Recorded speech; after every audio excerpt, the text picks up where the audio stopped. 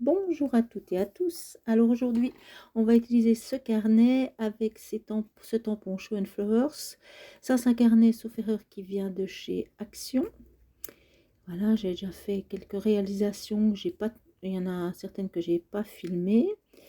Alors là, j'ai envie d'utiliser ce tampon balançoire et comme je n'ai pas de personnage pour mettre sur la balançoire, je suis allée chercher d'autres tampons. Honnêtement, je ne sais plus trop d'où ils viennent ceux-là. Donc l'idée, c'est de placer mon tampon, donc ça sera l'élément central.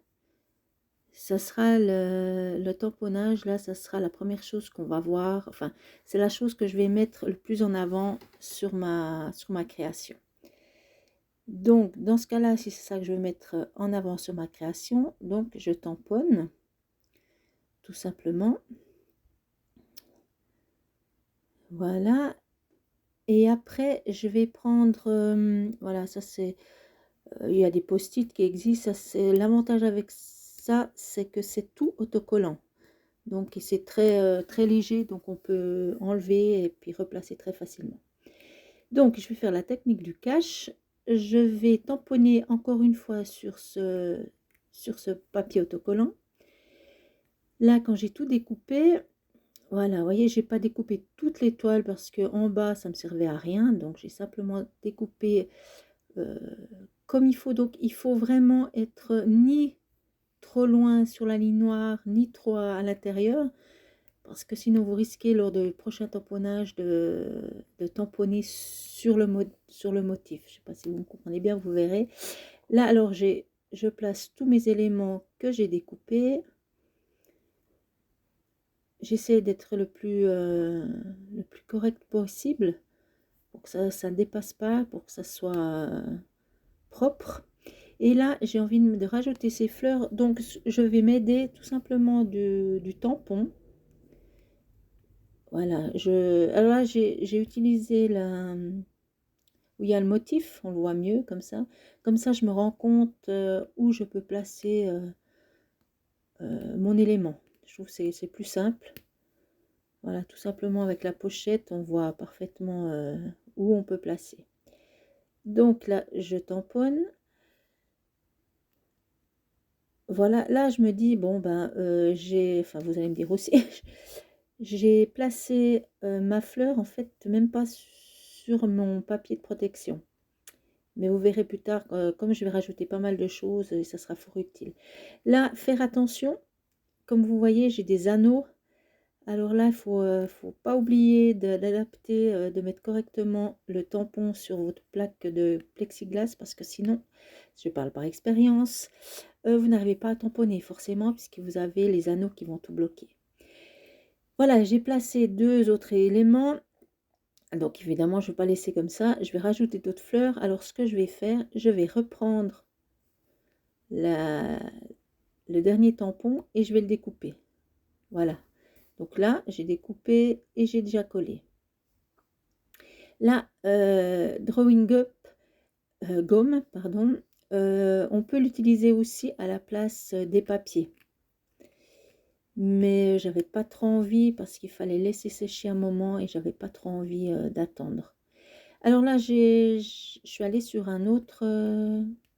j'ai trouvé d'autres tampons qui viennent aussi de Show and Flowers. Et puis, j'ai envie de rajouter ces fleurs qui correspondent pas trop mal à celles qui se trouvent déjà sur la balançoire.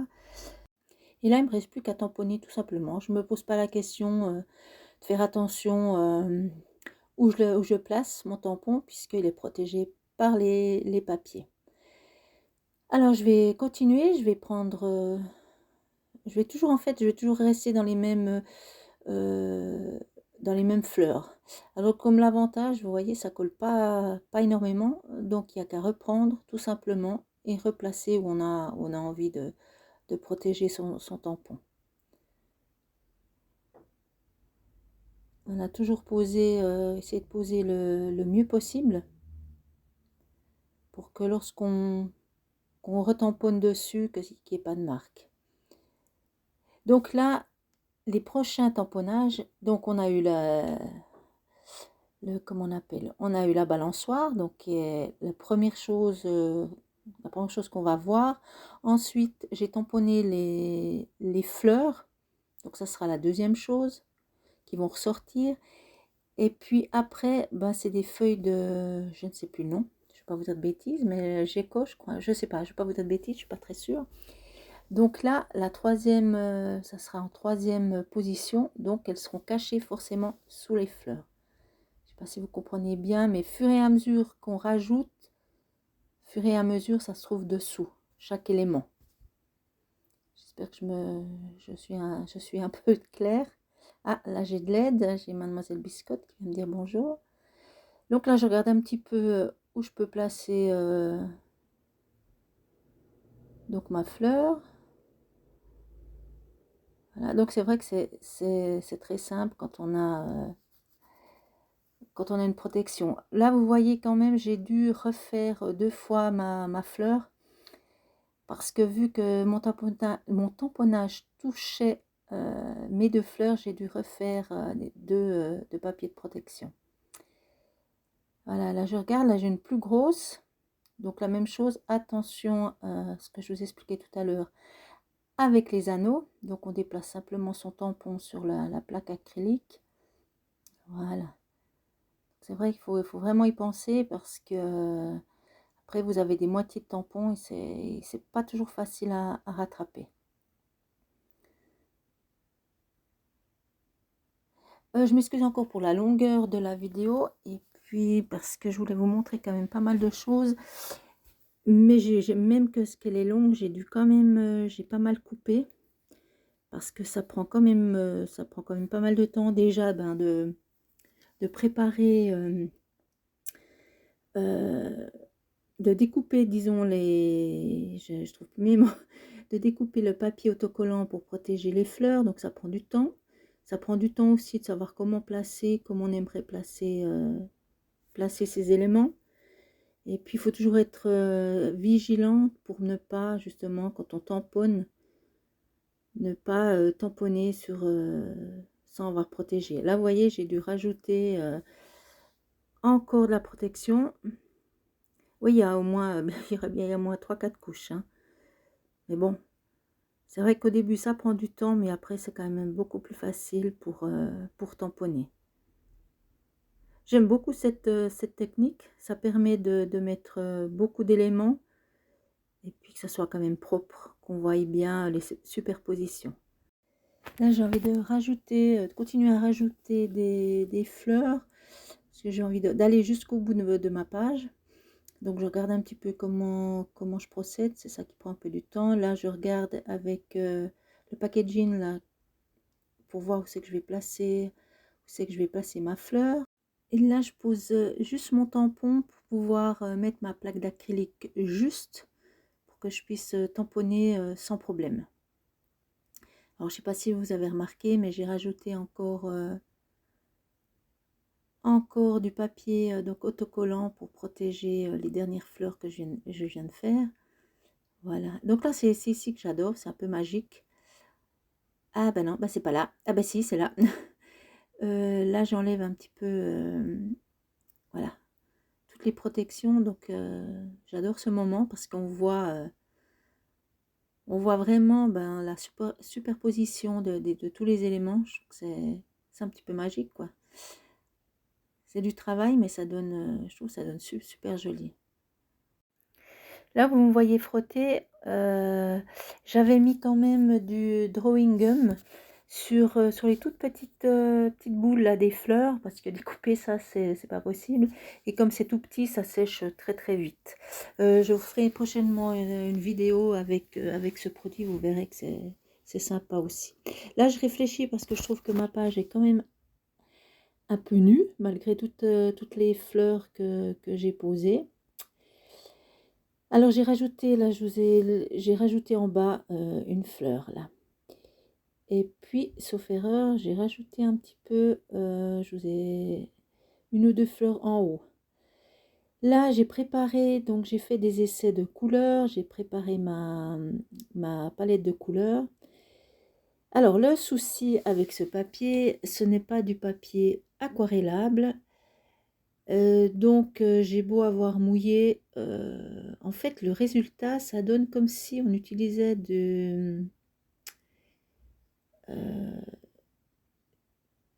je sais pas comment expliquer, c'est en fait ça, le papier il va directement du buvard, voilà. C'est un peu ça, je sais pas si vous vous souvenez quand on a il y a fort, fort lointain, quand j'étais à l'école, n'est-ce pas? On utilisait du buvard et c'est vraiment la sensation que j'ai là. Parce que je pose la couleur et en fait elle s'imprègne directement dans le papier. Ça fait, ouais, c'est très poreux. Je sais j'ai un peu du mal à vous expliquer, mais là, on voit déjà que les couleurs, même que mon pinceau est très humide, mes couleurs sont très diluées, on voit tout de suite que, bah, elles fusent pas entre elles puisque, c'est pas le temps, elles ont pas le temps, elles s'imprègnent directement dans le papier. Donc c'est vrai que pour faire de l'aquarelle, c'est pas un super papier, hein, n'est-ce pas? Donc bon, ben, voilà, j'y suis hein, avec le mal que j'ai eu de faire mes fleurs, je continue quand même, mais vous verrez qu'à la fin, je vais arranger tout ça, je vais procéder un peu autrement. Dans l'idée, je voulais quand même quelque chose de très, un peu ton sur ton et puis assez arc-en-ciel. Bon là, faut reconnaître que ça ressemble à rien, mais ça, c'est vrai que j'étais un peu dépitée sur le moment parce que vous voyez comme les couleurs, elles s'impriment tout de suite. En fait, ça fait un peu, dessin, d'écolier là, enfin non, je suis désolée, mais d'enfants, je dirais, de petits enfants, voilà. Je sais pas, mais c'est très difficile de faire des fusions, c'est quasi impossible, là, bon, l'idée maintenant, c'est vraiment de remplir la page. Ce que je regrette, bah, voilà, comme je dis toujours, on est plus intelligent après, mais j'aurais dû mettre, du masking tape ou un papier autocollant de chaque côté pour me faire un cadre. Ça aurait été peut-être plus sympa, mais bon, voilà. Ça sera pour la prochaine fois, à noter. Donc là, je remplis, ma page. J'essaie de mettre, bah, les couleurs. Comme je dis, je vais rester quand même ton sur ton, donc je mets un peu les couleurs, très diluées pour quand même quand je commencerai à faire mes fleurs et mes feuilles qu'elles ressortent. Voilà, alors là je vais laisser sécher et puis je vais recommencer avec mon tampon pour le petit personnage que je vais utiliser. Donc là, je ne vais, là vous voyez, il y a la branche. Donc je vais découper le petit personnage avec le lapin et évidemment je vais enlever la branche. Donc là vous n'allez pas tout voir la colorisation parce que bah, j'ai coupé un petit bout. Là c'est quand même plus facile parce que c'est du papier aquarellable. Donc c'est nettement plus agréable. Là, on voit quand même que les couleurs se fondent l'une avec les autres. Alors c'est quand même beaucoup plus facile. Voilà, j'ai juste, vous verrez juste le début. Donc c'est bien sûr c'est accéléré. Là vous voyez, je tapote un petit peu avec mon pinceau pour que ça fasse un peu un effet ben, poilu en fait. Voilà, je voulais quelque chose d'un petit peu de pas trop net. Là j'ai juste commencé sauf erreur le petit pull. Voilà. Donc comme c'est des tout petits personnages, c'est vrai que c'est pas toujours évident de faire de l'ombrage. Là, vous allez juste voir le départ du pull. Et puis après, donc j'ai coupé parce que comme je vous ai dit, comme la vidéo est très longue, voilà. Donc je reste vraiment dans les couleurs, dans mes couleurs de fond.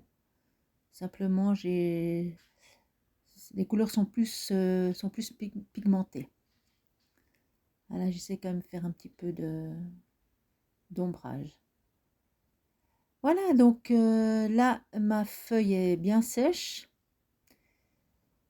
Je vais partir donc pour la colorisation de mes fleurs. Donc là, je vais utiliser ma belle palette d'aquarelle sennelier. Là, je prépare quasi les mêmes couleurs, simplement je vais moins diluer. Ah, là, on aperçoit Mademoiselle Biscotte, sauf erreur. Voilà, donc bah, disons que le problème est le même qu'avant pour le fond, simplement c'est un peu plus facile parce que c'est quand même une plus petite surface. Là, j'essaye de...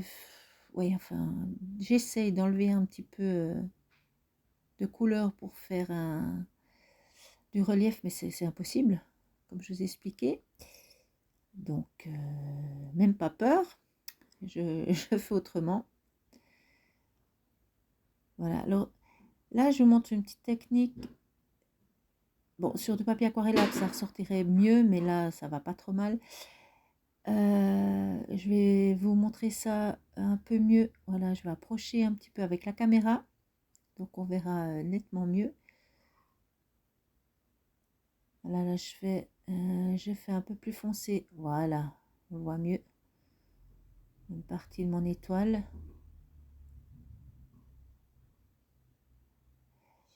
Voilà, qu'il y a un peu de relief.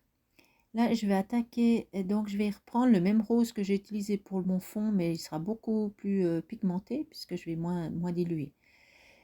Donc, je pose simplement une petite... Là, on voit que ça fait un peu... Là, on voit bien, avec le papier qui n'est pas le papier aquarellable, ça fait un peu buvard. Donc, on voit qu'il y a des places, ben, la couleur s'imprègne tout de suite dans le papier. C'est pour ça que ça fait un peu des taches blanches. Donc là, je pose ma base, une couleur assez claire, bien diluée. Ensuite, je reprends la même couleur, mais je dilue moins, il y a plus de pigments. Et quand j'ai apposé la couleur, je trempe mon pinceau dans l'eau claire. J'essuie un petit peu avec mon chiffon. Et là, simplement, je viens tirer la couleur foncée. Pour que ça me fasse... ça fonctionne quand même plus ou moins bien, même que le papier c'est pas l'idéal. Mais ouais, ça fonctionne quand même pas trop mal. Je m'attendais à pire, honnêtement. Donc là, je mets ma base foncée. Et après, quand mon pinceau est humidifié, propre, à chaque fois que je fais une feuille, je nettoie mon pinceau pour pas que je ramène de la couleur trop foncée. Là, on voit comme le papier absorbe la couleur. Donc la même chose, je repose mon plus foncé, ma couleur plus foncée. Là, je fais directement sur deux feuilles en même temps, de pétales, pardon. Et je mouille mon pinceau et je viens tirer la couleur. Là, je rajoute un petit peu de pigment un peu plus foncé. J'ai simplement moins dilué. Je trouvais encore un petit peu pâle. Voilà. Alors, je vous laisse en musique pour la suite et je vous dis à tout de suite.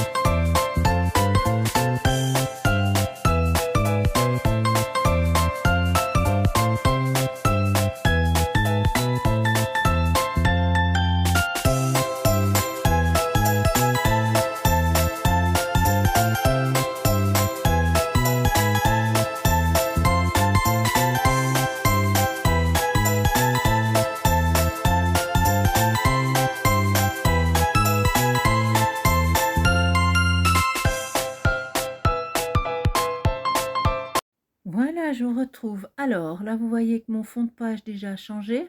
J'ai fait beaucoup plus foncé. J'ai repassé une couche. Là, j'ai utilisé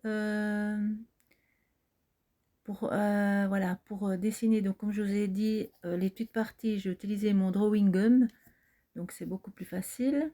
Facile à enlever, simplement avec les doigts, ça va tout seul. Là, vous voyez, ben, j'ai fini toutes mes fleurs. J'ai fait, donc je vous ai pas tout filmé parce que comme je vous ai expliqué, ça prend un temps fou. Surtout avec ce papier, c'était quand même assez long en plus. Alors voilà, donc je mets un peu de doré.